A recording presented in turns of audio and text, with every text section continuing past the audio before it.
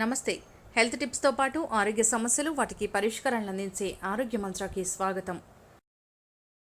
జుట్టు రాలే సమస్య అనేది ఇప్పుడు ప్రతి ఒక్కరిలోనూ కనిపిస్తుంది. ఇది కామన్ ప్రాబ్లం. వెంటనే కేర్ తీసుకోకపోతే పర్మనెంట్ గా బట్టతలను ఫేస్ చేయాల్సి వస్తుంది. బట్టతల రాకుండా ఉండడానికి ఏం చేయాలి? ఒకవేళ ఇప్పటికే బట్టతల ఛాయలు కనిపిస్తుంటే ఎలాంటి జాగ్రత్తలు తీసుకోవాలి? ఇలాంటి వాటికి పరిష్కారాలు తెలుసుకుందాం. దానికోసం మీరు చేయవలసిందల్లా ఈ వీడియో పూర్తిగా చూడటమే. బట్టతలకు సింపుల్ సొల్యూషన్ ఉంది.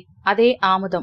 జుట్టు రాలడం తగ్గడం కోసం మన పూర్వీకులు ఎక్కువగా ఆముదాన్ని ఉపయోగించేవాళ్లు. అది జిగటగా, ఎక్కువ మందంగా, కొంచెం ఘాటైన వాసన ఉండడం వల్ల ఇప్పుడు దానిని ఉపయోగించడానికి ఎవరూ ఇష్టపడరు. కానీ బట్టతల నివారించడంలో ఆముదం చేసే మిరాకిల్ తెలిస్తే ఈ రోజు నుంచే ఆముదం ఉపయోగించడం మొదలు పెడతారు. మరి ఇంతకు ఆముదం బట్టతలని ఎలా నివారిస్తుందో ఇప్పుడు తెలుసుకుందాం.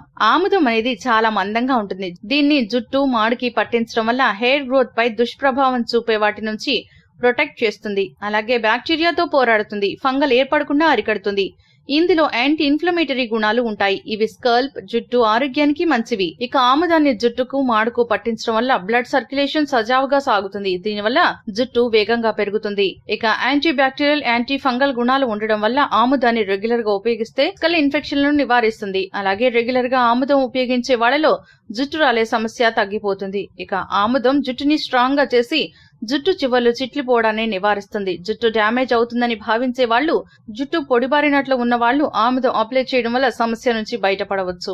ఇక ఆముదం తలకు మంచి మాయిశ్చరైజర్ లా పనిచేస్తుంది. ఇది మందంగా, జిగటగా ఉండడం వల్ల జుట్టుకి ఎక్కువసేపు రక్షణగా ఉంటుంది. అలాగే పొడిబారిన జుట్టుని మృదువుగా మారుస్తుంది. ఇక ఆముదాన్ని ఎలా ఉపయోగించాలో ఇప్పుడు తెలుసుకుందాం.